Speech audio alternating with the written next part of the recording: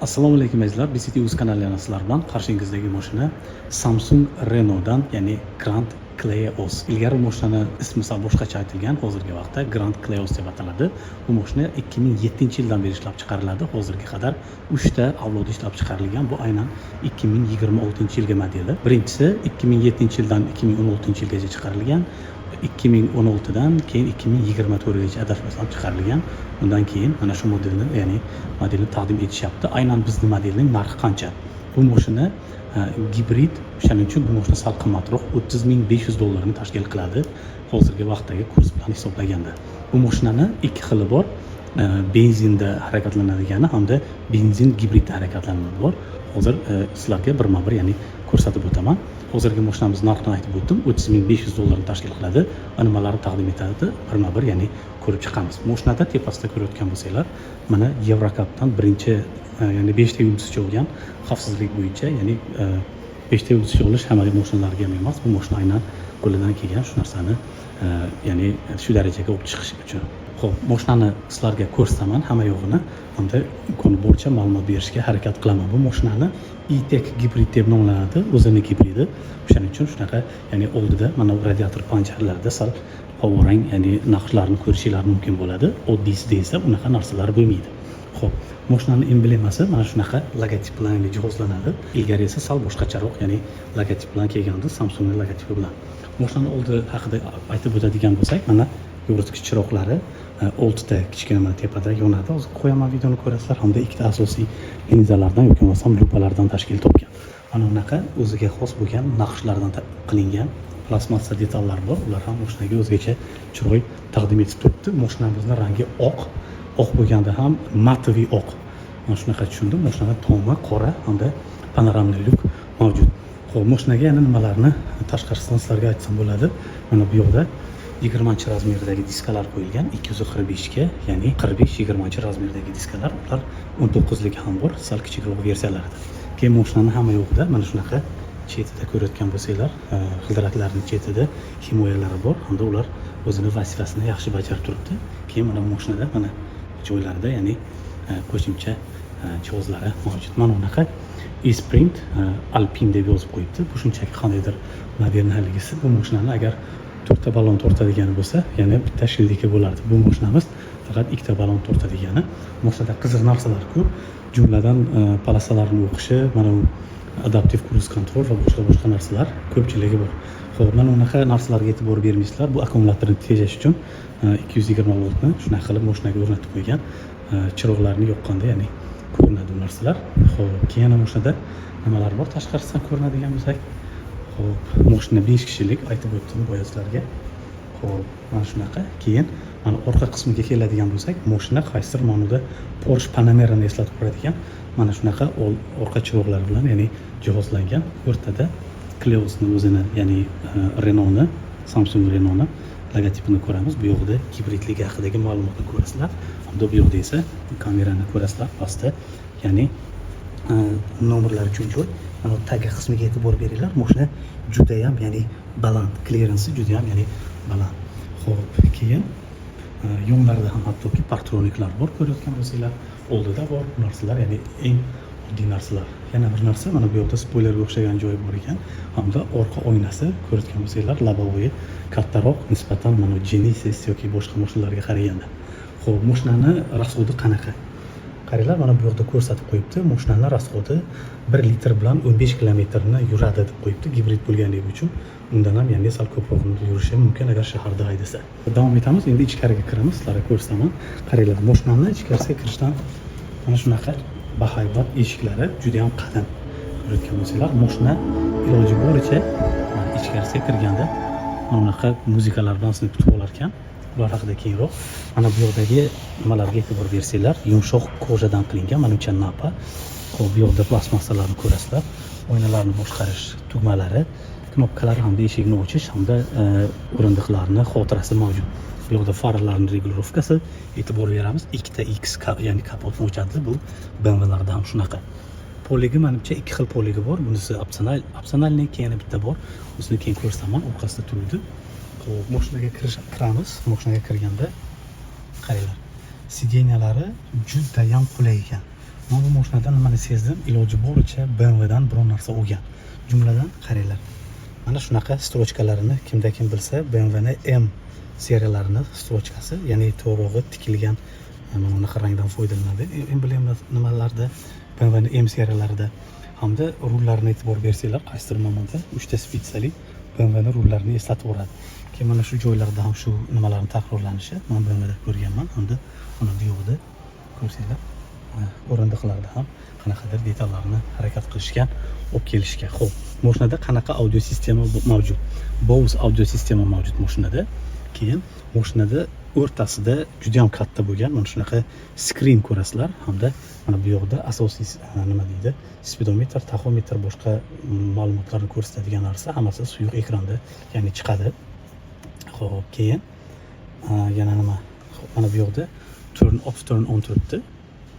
Xo'p, mana o'chirgan paytlarda bu yoqda menimcha soat ko'rinib turadi. Yana bir narsa izlar, 3-skrin mana bu yoqda bor. Ko'rayotgan bo'lsanglar, bu yoqda ham oldi o'rindiqda ketadigan odam bemalol skrindan foydalanib ketishi mumkin. U mana yondan ko'rinmaydi. Ya'ni haydovchini fikrini bo'lmaydi. O'shaning uchun bu mashinaga juda ham qaysidir ma'noda e'tibor berishibdi. Bekorga 10 yilda bitta chiqarmagan. Xo'p, oynalarni mashina sal o'tirgan paytingizda sedanni haligisini berar ekan. Nima deydi? Hissiyotini berar ekan. Mashinada yana nima bor? Head-up display bor. Xo'p, keyin bu yoqda mashinani regulirovkalari, cruise control, boshqa narsalar, traction controller ham hatto bor. Bu yoqda start stop knopkalari bor. Mana mashinani zavat qiladigan. Keyin bu yoqda piano knopkalardan, ya'ni foydalanishgan ko'rayotgan bo'lsanglar. Bu yoqda deflektorlar iloji boricha yashiringan. Hamda mana bu yoqda knopkani bossanglar, ya'ni bardachog'ini ko'rsanglar bo'ladi. Qo'shimcha joy. Ana endi bu yoqqa o'tamiz. Sal pastroqda ko'rayotgan bo'lsanglar, iloji boricha mashinada kamroq knopkalardan foydalangan. Hamda mana unaqa haqiqiy skorost bor.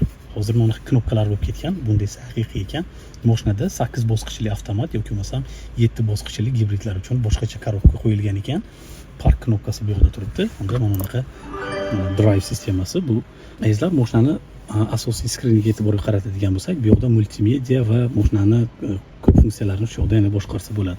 Mana unaqa drive modega men qiziqib qoldim. Mana qaranglar, bu ham BMWdan olinganga o'xshaydi. Nima qilsam, drive modni tanlasa bo'ladi. Eco, Comfort, Sport, AI hamda Snow. Bu hammasini so'zni bilsanglar kerak. Hattoki qumlikda ham haydasam, mashina o'ziga qarab o'zgarar ekan. Deflektorlar mana tepaga ham, ya'ni chiqarilgan. Kimda kim BMWning E34 ni bilsa, shu yoqda katta deflektori bo'lardi. Ular shunaqa, bu yoqda besprovodnoy telefonlar uchun, ya'ni quvvatlagich. Mana bu yoqda esa qilamiz. Ikkita stakanchik uchun joylari bor. Materiallar plastmassa, lekin juda ham chiroyli qilingan. Mana ushlab chiqarganlari zo'r. Yana bir narsa izlar, mana tagida ham joy bor ekan. Mana ko'rsataman sizlarga hozir. Ikkita USB A ga hamda USB Type C ga joy. Keyin 12 voltli output.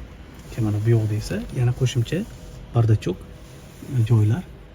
Bu yoqdan bunday qilasizlar. BMWning 3 taligisiga o'xshatib olgan, faqat bu yoqda faqat oqdan foydalangan. BMWlarda ko'k, keyin boshqa rangdan qilishgan. Xo'p, mashinani tepasiga qaraymiz. SOS knopkasi bor, panorama lyuk bor. Mana unaqa nima deydi, chiroqlari bor. Hozir yonmayapti, afsuski. Xo'p, mana shunaqa. Xo'p, keyin nimalar bor? Hozir men mashinada bemalol turibman. Mana hammasi elektrik regulirovka qilinadi mashinada. Xo'p, ana endi hozir mashinani orqasiga sizlarni olib o'taman. Ko'rasizlar, orqasi ham juda ham keng. Xo'p, mana hozir orqasiga olib o'taman sizlarni. Qarang. Orqasida o'zim oldida o'tirgandim. Endi o'zim orqaga o'tiradigan bo'lsam, juda keng. Mana ko'rayotgan bo'lsanglar, hech qanaqa zo'riqishsiz o'tiribman.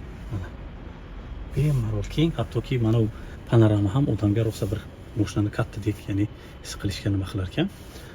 Keyin mana bu yoqlarda kichkina ko'rayotgan bo'lsanglar, nima u? Mana mikrofonlar bor. Bluetoothda gaplashgan paytda mana o'sha mikrofonlardan foydalansa kerak. Hamma yoqda airbag bor, mana unaqa ko'rayotgan bo'lsanglar. Har bitta nima uchun alohida nimalar bor. Yoritgichlar bor. Mana bu yoqda qarasanglar, orqa o'rindiqlar uchun ham klimat kontrolni boshqarish knopkalaridan, ya'ni joylashtirgan ekan. Mana shunaqa o'rindiqlar azizlar. Mana orqasi uchun, hattoki orqasida ham yana mikrofon bor ekan. Qoyil. Xo'p, yana nimalar bor? Mashina mana joylari ko'rayotgan bo'lsanglar, faqat oldi to'rtta degani bo'lganligi uchun juda ham keng. Mashinada bemalol 5 kishi ketsa bo'lar ekan. Hozir orqasini ham ochib sizlarga, ya'ni ko'rsataman. Keyin motor qismiga o'tamiz. Menga yoqqan narsa mana remenlarni qaranglar. Ikkita chetida mana bunaqa ko'k haliga qilingan. Nima deydi? Chizilganlari bor. Eshiklarga e'tibor berdim. Rosa ham mustahkam, qandaydir qalin bir mashinani nima qilar ekanman. O'zimizni Captivaga o'xshatib bu mashinani. Xo'p, mana shunaqa. Keyin mana orqasidan hozir ko'rsataman sizlarga. Mana shundoq qilib ochilar ekan. Qaranglar, juda ham pastga mana bu yoqqa o'rnatilgan ekan. Ya'ni o'chiradigan nimalari sal engashga to'g'ri keladi hamda ular elektriskiy yopiladi. Mana endi orqasida nimalar bor? Bu yoqda menimcha subwoofer joylashtirilgan. Ko'rayotgan bo'lsanglar, xo'p, bu yo'q juda ham tekis. Agar yo'rindiqlarni yotqizganda menimcha juda ham ko'p, ya'ni sig'imga ega bo'ladi. Xo'p, yana ko'ramiz nimalar bor. Mana poliklari aytib o'tganimdek, mana qarshi o'zi nimalar ham bor ekan. Mana bu tagida, bundan ham tagida yana joy bor. Ular qo'shimcha haligi zapaska balon uchun. Koreyada esa u narsa bilan kelmaydi, bittagina qo'shimcha haligi dam soladigan narsa bilan keladi. Shu narsani inobatga olish kerak Koreyadan mashina olayotganda. Ko'rayotgan bo'lsanglar, agar bu narsani olib tashlab, shunchaki joy qilsanglar, juda ham katta bo'ladi. Mashina iloji boricha boshqa nimalardan qolmasligi uchun harakat qilishgan. Hattoki mana shu hammasini yashirgan. Metallni ko'rmaysizlar. Xo'p, mana bu yo'llarda juda ham bundan foydalangan, yaxshi materiallardan ana endi qo'yilib qo'yganim. Qaranglar, shu mashinaga ham shuni o'rnatibdi. Ancha-muncha Kialarda ham bu narsa yo'q. Karnivallarda ham bu narsa opsiya bo'yicha taqdim etiladi. Mana soft closing bor. Bu yoqda esa yoqilg'i qo'yish uchun bak bu yoqda joylashtirilgan ekan. Xullas, mashina haqidagi qisqacha ma'lumotlar shu. Azizlar, mashinaning motoriga qaytamiz. Motorlar ikki xil bo'ladi. 1.5lik gibrid motorlar bo'ladi. Ularda 245 ta o't kuchi bor, 320 Nm tashkil qiladi. 1 litrdan salkam 16 km yuradi. Ana endi shunchaki turbina motor bor, 2 litrli. Ularda esa sal o't kuchi farqlanadi. Gibrid bo'lmaganligi uchun 210 tacha, ya'ni o't kuchi beradi. Ularni yoqilg'i sarflashi sal ko'proq, salkam 10 litrni tashkil qiladi. Shuning uchun gibrid varianti menimcha ma'qulroq. Hammasi 4 silindrli motorlardan tashkil topgan. Hamda nima deydi?